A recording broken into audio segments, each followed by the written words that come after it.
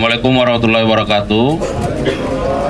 Selamat malam, salam sejahtera untuk kita sekalian. Salam, Om Swastiastu, Namo Buddhaya, salam kebajikan, salam bahagia, salam sehat rahayu. Pak Direktur Penyidikan pada Jampitsus beserta Kasubdit dan Kabid di Puspenkum, teristimewa buat rekan-rekan media yang kami banggakan. Terima kasih untuk kehadirannya atas undangan kami, karena pada malam hari ini kita akan mendengarkan keterangan pers dari Direktur Penyidikan pada Jampitsus terkait dengan perkembangan penanganan perkara tindak pidana korupsi berupa permufakatan suap dan atau gratifikasi dalam penanganan perkara tindak pidana umum atas nama Ronald Tanur pada waktu yang lalu. Rekan-rekan media, yang pertama kami mau sampaikan bahwa kami sangat memahami betul bagaimana kerja-kerja teman-teman jurnalis yang ingin agar informasi atau berita itu cepat diperoleh. Ada banyak permintaan wawancara dan permintaan keterangan, tetapi perlu kami sampaikan bahwa dalam perkara ini penyidik sangat begitu hati-hati dan perlu kecermatan. Ya, penyidik sangat begitu hati-hati dan perlu kecermatan. Oleh karenanya kami harus membutuhkan waktu dalam rangka memberikan informasi yang tepat. Itu harus kita pahami bersama. Oleh karenanya kami mohon dimaklumkan untuk itu. Kemudian bahwa kami tegaskan kejaksaan tidak sedang dalam menggunakan panggung dalam perkara ini, tetapi agar masyarakat memahami bahwa ini bagian dari keterbukaan informasi publik yang harus disampaikan melalui media. Ini menjadi pembelajaran dan sungguh ini menjadi satu penegakan hukum murni yang dilakukan oleh institusi kejaksaan. Jadi supaya tidak bias di masyarakat.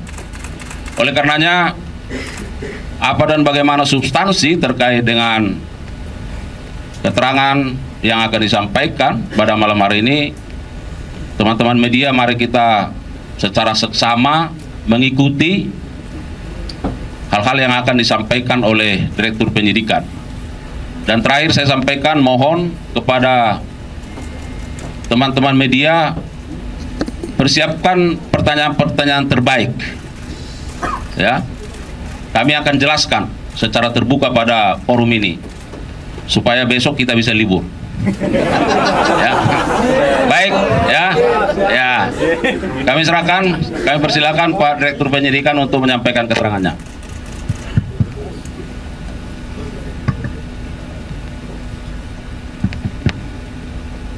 Assalamualaikum warahmatullahi wabarakatuh. Waalaikumsalam warahmatullahi wabarakatuh.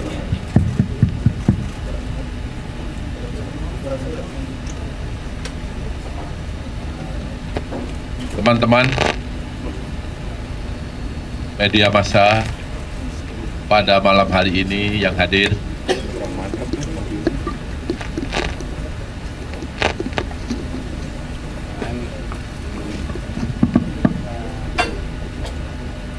saya akan menyampaikan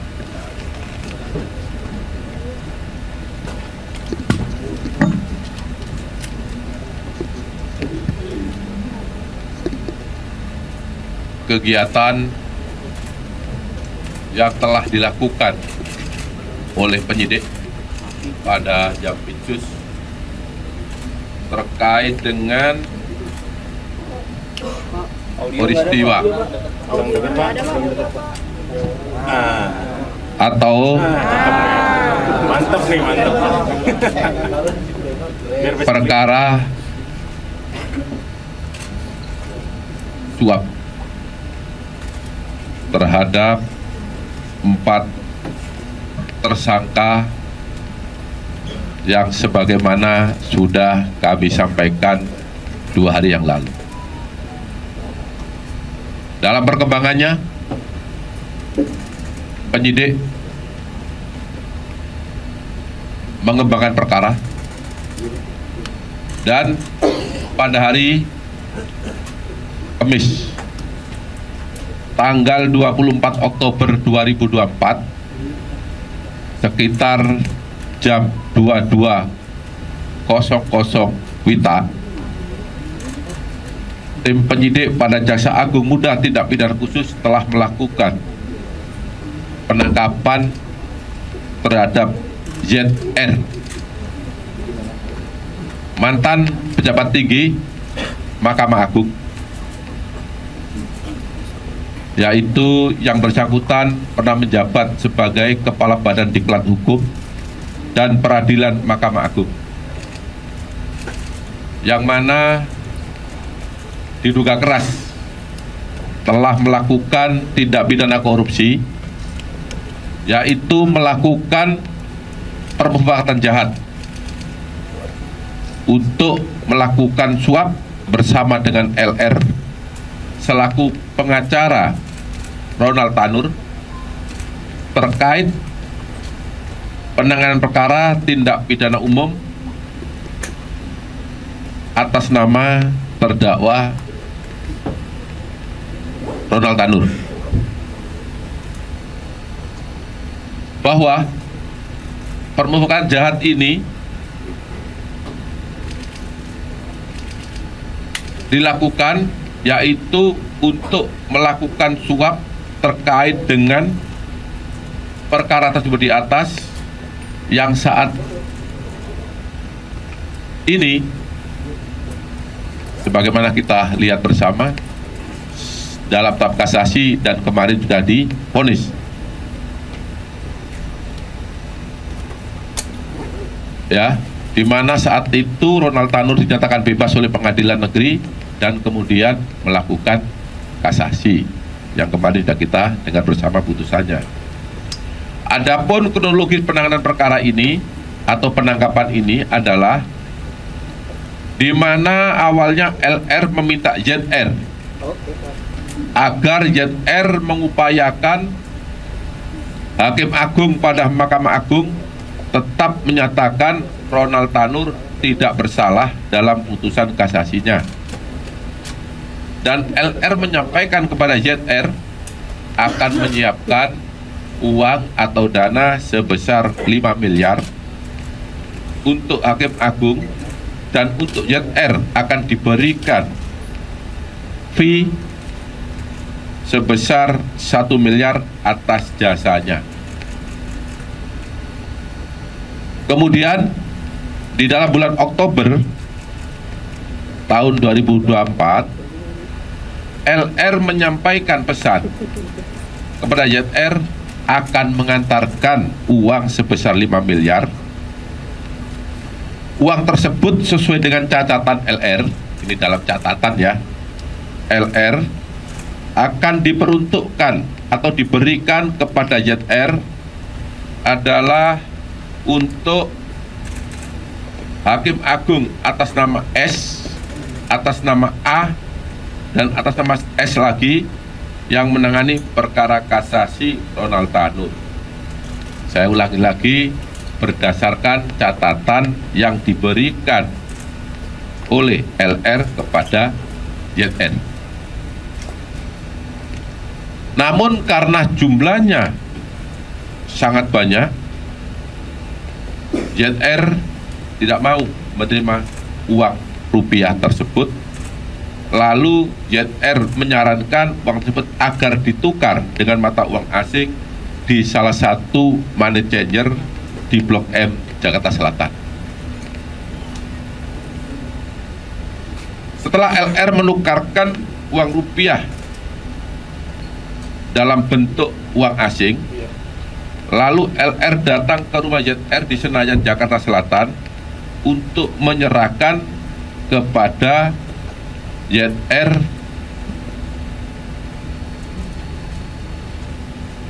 dalam bentuk uang asing yang jumlahnya seperti saya katakan tadi, yaitu 5 miliar.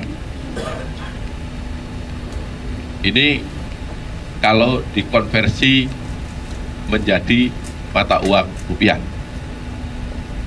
Setelah itu uang tersebut disampaikan disimpan ZR di dalam brankas yang berada pada ruang kerja dalam rumah ZR.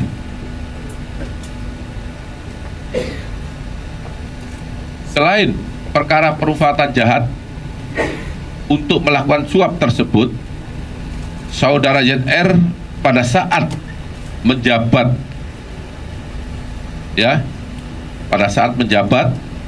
sebagai kapus diklat tadi saya katakan, menerima gratifikasi pengurusan perkara-perkara di Mahkamah Agung dalam bentuk berbagai macam uang, ada yang rupiah dan ada yang mata uang asing. Sebagaimana kita lihat di depan ini, yang seluruhnya jika dikonversi dalam bentuk rupiah sejumlah 920 miliar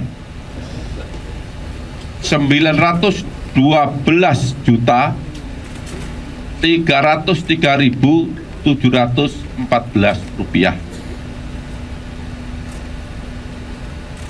Dan emas batangan seberat 51 kg.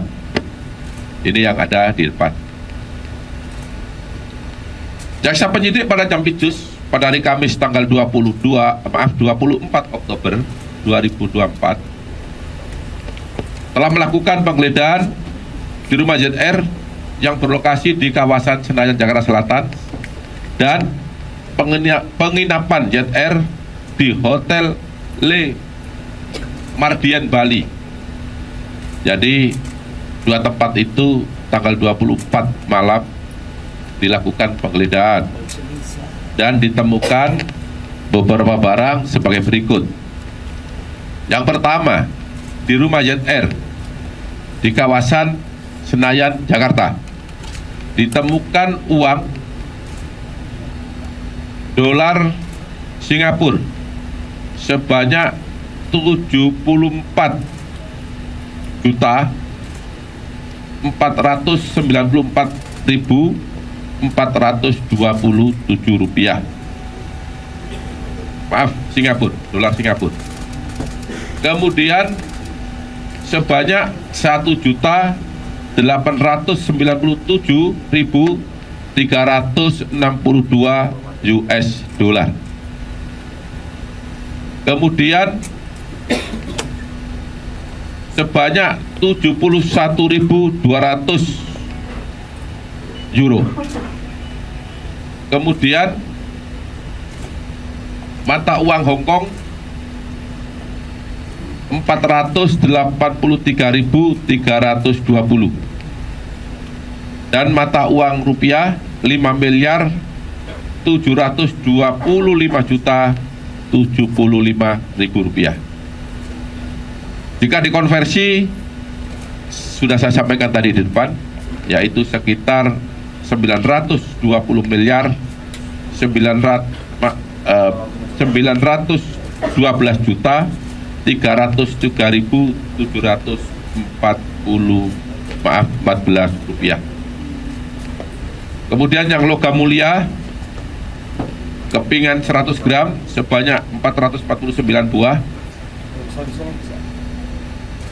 dan logam mulia emas antam kepingan 100 gram 20 buah, sehingga total logam emas jenis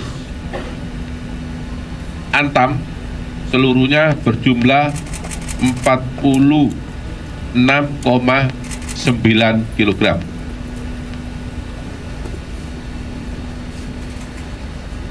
Untuk barang bukti selanjutnya yang juga ditemukan di rumah terdakwa adalah satu buah dompet warna pink 12 keping emas logam mulia, 1 keping emas logam mulia yang beratnya 50 kg, maaf 50 gram, 1 buah dompet pink garis yang berisikan 7 keping emas logam mulia, antam masing-masing 100 gram, 3 keping emas logam mulia PT antam masing-masing 50 gram, 1 dompet wanita berisi 1 keping emas logam mulia PT antam beratnya 1 kg, 1 buah plastik warna abu-abu berisi 10 keping emas masing-masing 100 gram, 3 lembar sertifikat diamond, 3 lembar kwitansi tuku emas, ya. Kemudian untuk penggeledahan di Hotel Le Méridien Bali, tempat Jet Air menginap, ditemukan 1 ikat uang tunai pecahan 100.000 sebanyak 100 lembar, totalnya 10 juta. 1 ikat uang tunai pecahan 50.000 sebanyak 98 lembar, total 4.900.000 rupiah. 1 ikat tunai pecahan 100.000 sebanyak 33 lembar, totalnya 3.300.000. 1 ikat uang tunai pecahan 100.000 sebanyak 19 lembar, kemudian pecahan 5.000 sebanyak 5 lembar, totalnya 1.925.000 rupiah.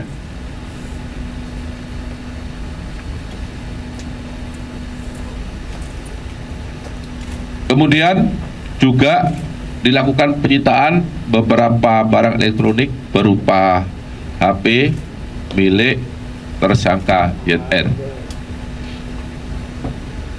Setelah dilakukan pemeriksaan,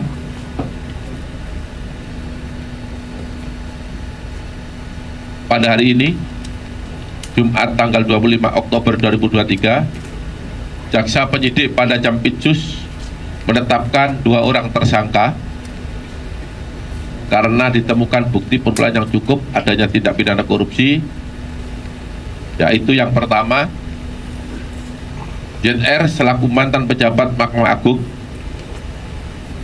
sebagai tersangka permufakatan jahat, suap, dan gratifikasi berdasarkan surat perintah penetapan tersangka nomor TAP 56 F.2 10/2024. Kemudian saudara LR selaku pengacara Ronald Tanur sebagai tersangka permufakatan jahat untuk melakukan suap berdasarkan surat perintah penetapan tersangka nomor TAP 60 F.2 FD.2 10/2024 terhadap tersangka Jet Air tersebut dilakukan penahanan di rutan selama 20 hari ke depan. Sedangkan terhadap tersangka LR dalam kasus ini tidak dilakukan penahanan karena penyidik telah melakukan penahanan terhadap yang bersangkutan dalam kasus yang kita ketahui diduga memberikan suap pada 3 tersangka sebagaimana telah saya umumkan pada 2 hari yang lalu. Para tersangka diduga melanggar untuk Jet Air,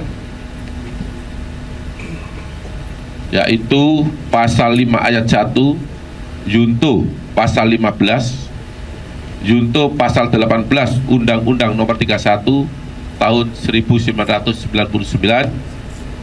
sebagaimana telah diubah dengan Undang-Undang Nomor 20 Tahun 2001 tentang pemberantasan tindak pidana korupsi. Dan kedua, pasal 12 huruf B besar junto pasal 18 Undang-Undang 31 tahun 1999 tentang pemberantasan tindak pidana korupsi sebagaimana diubah dengan Undang-Undang Nomor 20 Tahun 2001. Untuk tersangka LR dalam perkara ini melanggar pasal 5 ayat 1 junto pasal 15 junto pasal 18 Undang-Undang Nomor 31 Tahun 1999 tentang pemberantasan tindak pidana korupsi sebagaimana diubah dengan Undang-Undang Nomor 20 Tahun 2001.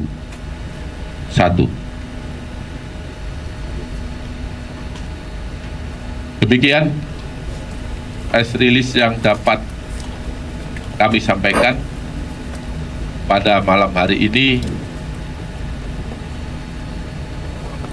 Kurang lebih saya mohon maaf bila ada yang kurang berkenan dalam penyampaian ini atau kata-kata yang kurang jelas. Saya mohon maaf sekali lagi. Wabillahi taufiq wal hidayah.